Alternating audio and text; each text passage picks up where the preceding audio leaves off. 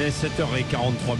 Le SNU, le service national universel, va être intégré dès le mois de mars 2024 en classe de seconde. Je dis bien normalement. Hein. Et puis ça fait du temps, évidemment, qu'on en parle. Ce serait un stage sous forme d'un séjour facultatif de 12 jours sur le temps scolaire pour les élèves de seconde. Ce serait volontaire. Nous sommes avec Sophie Vénétitier, qui est secrétaire générale du syndicat, le SNES-FSU, professeur également au lycée Rosa Parks à Montgeron dans l'Essonne. Bonjour. Bonjour. Comment vous avez perçu cette annonce? J'ai vu hier quand même que c'était plutôt mitigé, voire quand même assez critique du côté des syndicats d'enseignants. Pourquoi?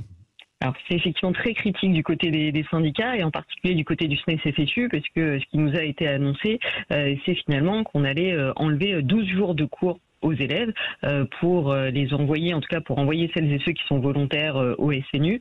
Nous, on pense au SNES-FSU que les élèves, ils ont besoin d'école, ils n'ont pas besoin de SNU.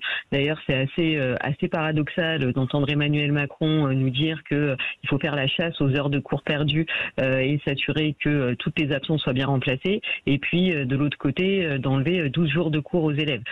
Donc, c'est vraiment une très mauvaise décision qui ne répond ni aux besoins de l'école, ni aux besoins des élèves, et je n'évoque même pas ce que ça va évoquer en termes d'organisation, ou plutôt de désorganisation des établissements et de nos cours. Alors, a priori, ce seront les lycées, les établissements et les élèves qui sont volontaires. Hein. C'est ce que vous avez compris aussi ou pas? Oui, c'est sûr. On a eu hier matin un échange avec les deux ministres, avec Pape Ndiaye et Sarah El Haïry. Ils nous ont bien précisé que c'était sur la base du volontariat des élèves, mais on va se retrouver dans des situations absolument ubuesques du point de vue de l'organisation. On sait que forcément des parents ne vont pas vouloir que leurs enfants aillent au SNU, donc on va avoir des moitiés de classe qui restent, d'autres moitiés qui partent. Quand on évoque cette question-là à la ministre, elle répond que de toute façon, ce sera pas pire qu'un voyage scolaire. Enfin, c'est dire à quel point elle traite ça avec beaucoup de désinvolture, alors qu'on est face quand même à un enjeu qui est celui de faire réussir nos élèves, d'apprendre des choses à nos élèves, de leur transmettre des connaissances.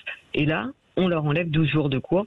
Donc c'est vraiment une très mauvaise décision. Et en plus, c'est une décision que le gouvernement impose alors que toutes les organisations syndicales sont contre le SNU sur temps scolaire.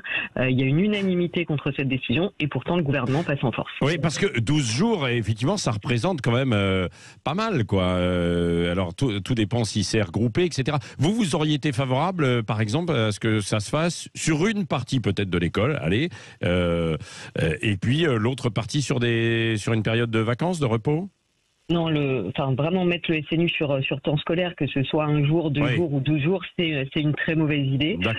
Aujourd'hui, on a un SNU qui se déroule sur la base du volontariat pendant les vacances scolaires. Après, il faut aussi s'interroger sur le contenu de ce SNU. On a vu quand même ces derniers mois pas mal de problèmes, de faits divers sur l'encadrement du SNU, sur des élèves qui n'étaient pas forcément très bien encadrés, qui faisaient des malaises, sur lesquels il y avait quand même de gros problèmes. Donc de toute façon, le problème de fond, c'est quand même ce SNU et la façon dont il est appliqué. Ouais. Est-ce qu'il va vraiment s'appliquer alors? Parce que comme vous êtes vent debout, l'ensemble en fait du corps enseignant, l'ensemble ou en tout cas une bonne partie, vous pensez que le gouvernement ira jusqu'au bout?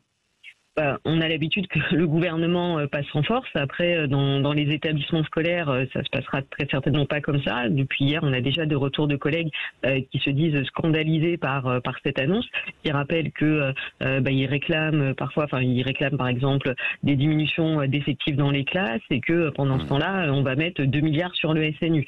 Donc il y a vraiment beaucoup de colère chez nos collègues qui nous disent que de toute façon, eux ne comptent pas s'engager dans ce projet-là et c'est certainement qui va se passer. Oui, écoutez, merci Sophie Vénétitier. Nous poserons la question et les questions directement tout à l'heure à la ministre Sarah El Haïry, la secrétaire d'État en charge de la jeunesse et du service national universel, parce qu'elle sera l'invitée sur Sud Radio à 10h30 de Jean-Jacques Bourdin. Toutes les questions sont posées. Si vous aviez une question à lui poser, si elle était en face de vous, vous l'avez déjà eu, mais là une nouvelle fois ce matin, Sophie Vénétitier, et je vais transmettre.